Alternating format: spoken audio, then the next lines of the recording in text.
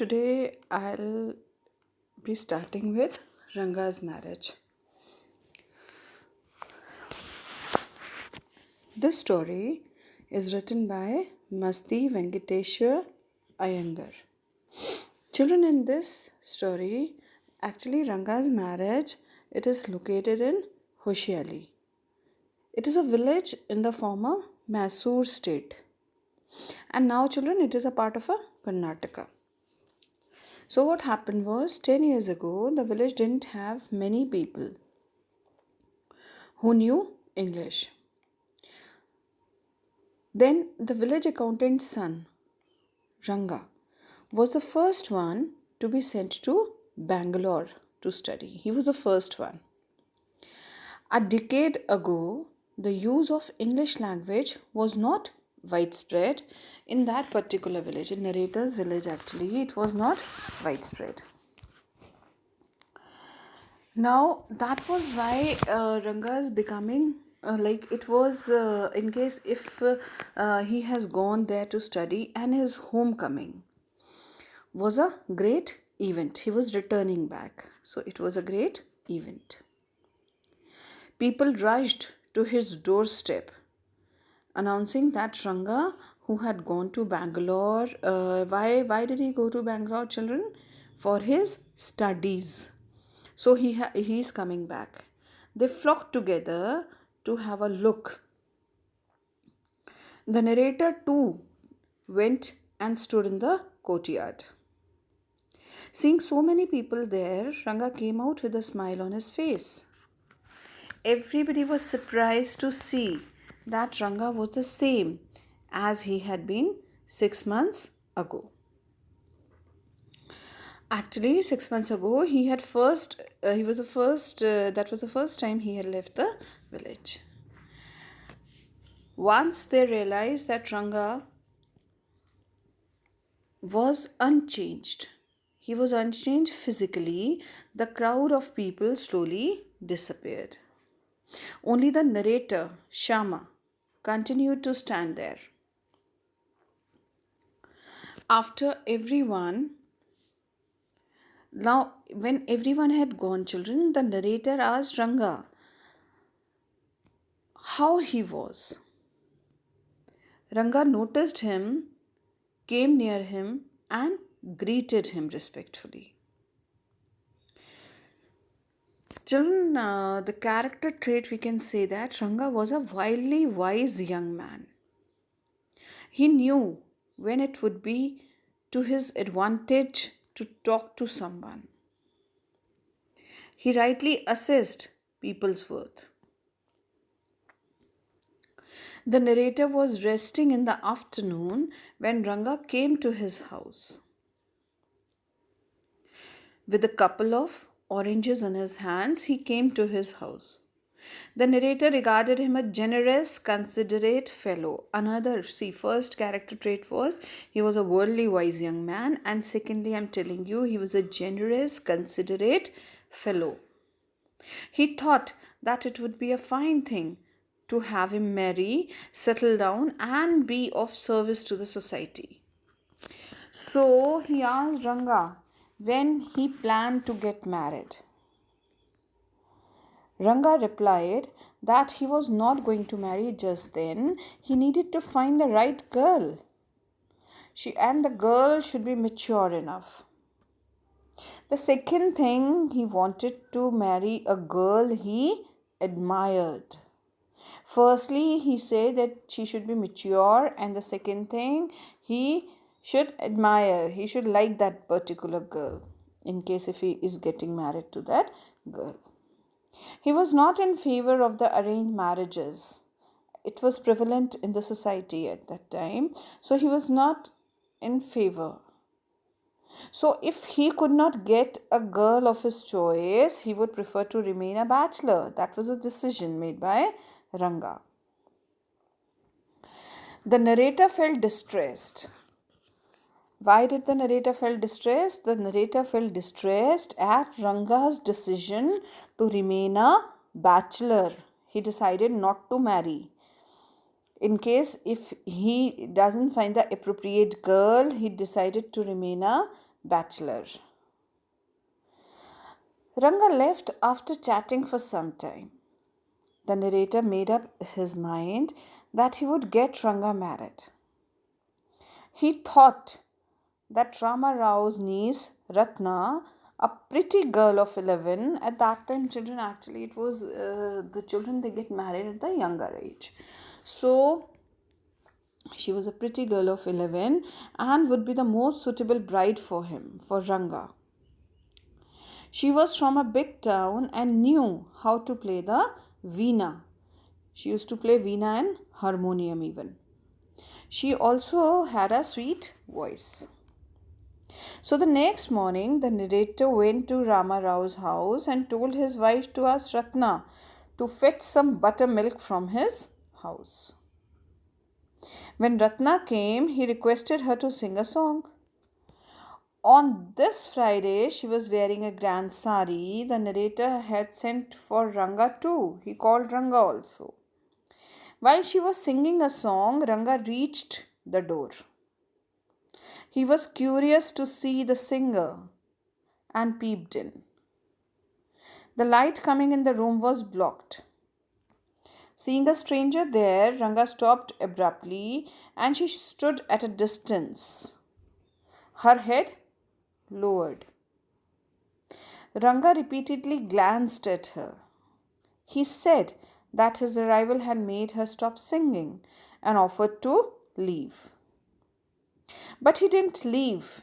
Ratna, overcome by shyness, ran inside. So, now Ranga asked the narrator who that girl was. He also expressed the hope that she was not married. The narrator noticed his excitement and said that she was married a year ago. The narrator noticed signs of disappointment on Ranga's face. Ranga left after some time. The next morning, the narrator went to the astrologer. The astrologer name was Shastriji. And Ranga told him to keep everything ready to read the stars. He wanted to know his horoscope. Shastriji praised astrology as an ancient science.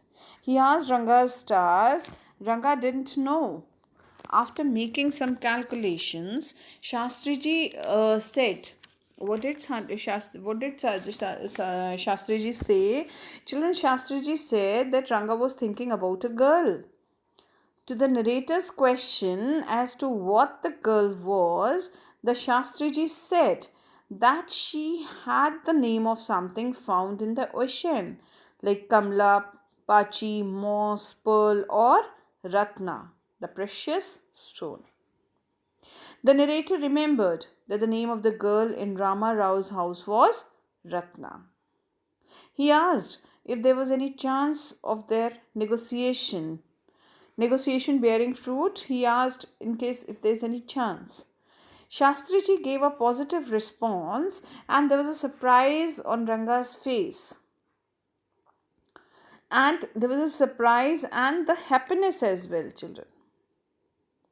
The narrator observed that the girl was married. He noticed that Ranga's face had fallen. On the way they passed by Rama Rao's house, Ratna was standing alone at the door. The narrator went in alone. He came out in a minute and gave the news that the girl wasn't married. He remarked that whatever Shastriji told them had turned out to be true. He asked Ranga if he had been thinking of her. Ranga admitted it, so Ranga was married to Ratna. Years later, Ranga invited the narrator for dinner on the occasion of 3-year-old son Shama. His son name was Shama. So he invited the narrator on his birthday. He had named his son after the narrator, young Shama, and young Shama rushed to the narrator and put his arms around the narrator's legs. The narrator kissed him on his cheek and placed a ring on his tiny little finger. The narrator also revealed that Ranga's wife was 8 months pregnant then. Thus, Ranga was leading a happy married life with Ratna. So, this is the story all about. Now, I'll explain you the lesson. I hope that you have understood the story. Now, children, Ranga, the accountant's son, is one of the rare breed among the village folk who has been to the city to pursue his studies. So, children, he went to the city to pursue his studies, to follow up his studies. He want to continue with his studies. When he returns to his village from the city of Bangalore, the crowds will around his house to see whether he has changed or not. People actually at that time had the dilemma, maybe the one who is going outside, maybe he has changed. Now, when you see this title, some of you may ask Ranga's marriage, why not Ranganatha Vivaha or Ranganatha Vijaya? The narrator says, in case if you see the title of the story is Ranga's marriage. So he says that maybe you are confused, that I would have named it Ranganatha Viva or Ranganatha Vijaya. So he says that I know I could have used some other mouth filling one like Jagannatha Vijay or Girija Kalyana, but then this is not about Jagannatha's victory or Girija's wedding. He says that the story is not about Jagannatha or Girija. The story is all about our own Ranga marriage. And hence no fancy title. Fancy means, children, fancy here means imaginative. Hence no fancy title. Fancy means imaginative. So he says no fancy title is required. So Hoshiali is our village. The name of the village is Hoshiali. You must have heard of it. No, what a pity. It is but your fault. There is no mention it in the geography book. Those sahibs in England writing in English probably do not know that such a place exists and so make no mention of it. Actually, he says that the persons of high status in England, they have written the books, and in case if you're not aware of the Hoshiali village, then he says there's a pity our own people to forget about it. He says that Indians also forget about it. So you know how it is, they are like a flock of sheep.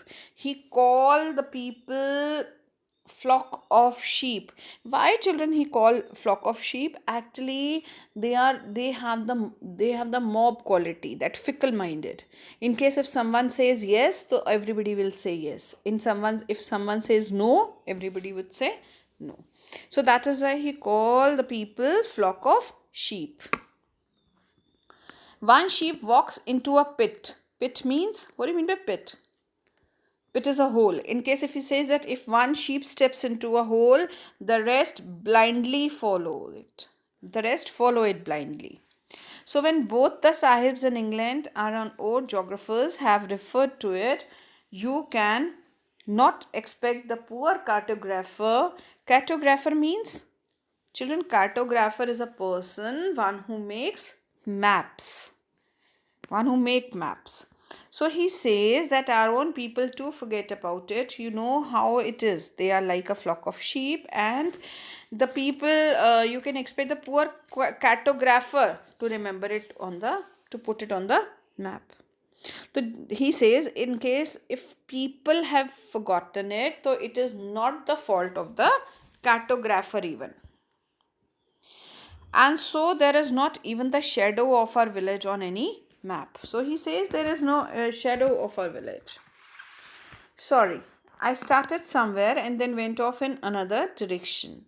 Now he says that I have started somewhere else, but I have taken the story to the another direction. If the state of Mysore is to Bharatvarsha, what the sweet Kari Gadabu. Children, Kari Gadabu means Kariga Dabu. It means, actually it is pronounced as Kariga Dabu. To Kariga Dabu means it is actually a South Indian fried sweet. It is a fried sweet filled with coconut and sugar, and is generally found in It is a South Indian dish, children.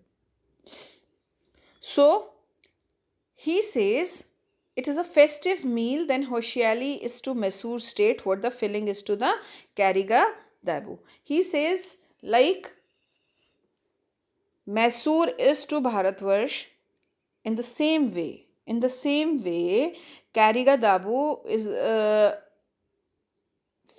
Hoshiali is famous for Kariga Dabu.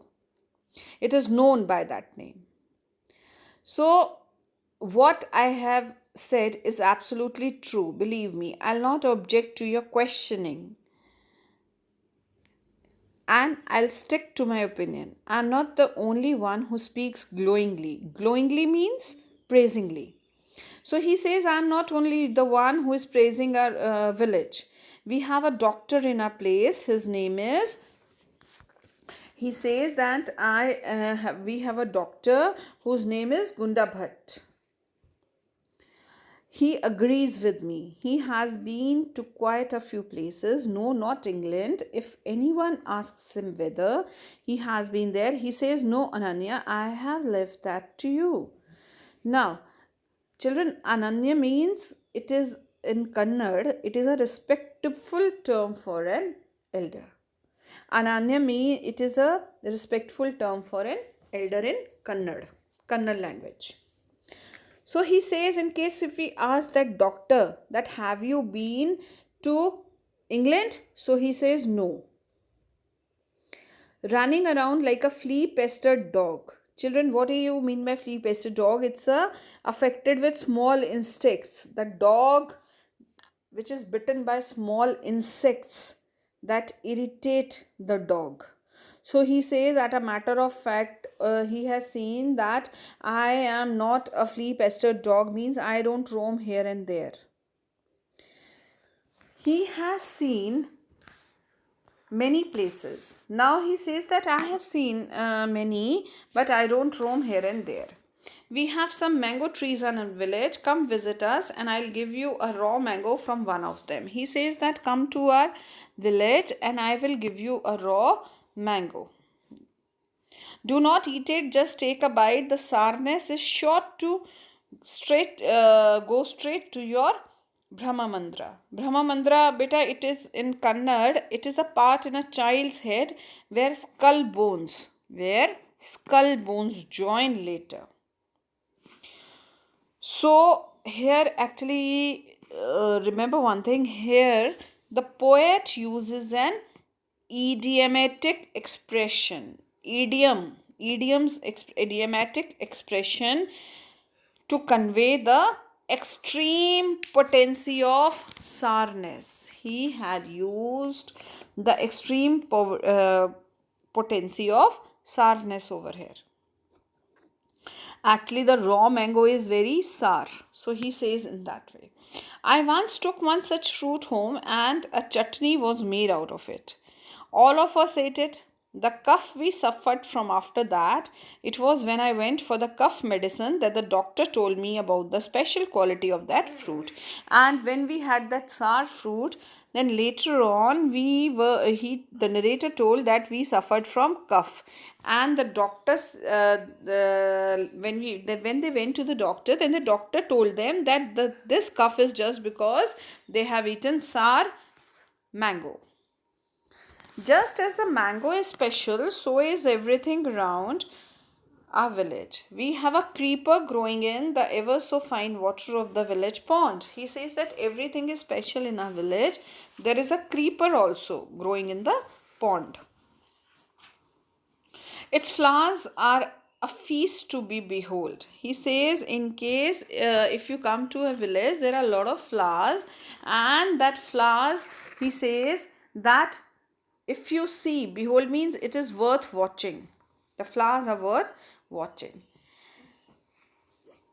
You will say I am rambling. Children, rambling, R-A-M-B-L-I-N-G. What do you mean by rambling? Children, rambling means moving irregularly. So it is always like that when the subject of a village comes up. But enough, if any one of you would like to visit us, drop me a line. He says, the narrator says that I am rambling. Why he says? Because the story is about, the title of the story is Ranga's marriage, but he's describing the village. So he says I'm rambling, no doubt, but in case if I'm talking, if the subject is village, then I get swayed up. Emotionally, I'm swayed up, and in case if you want to come to my village, then you can drop a line.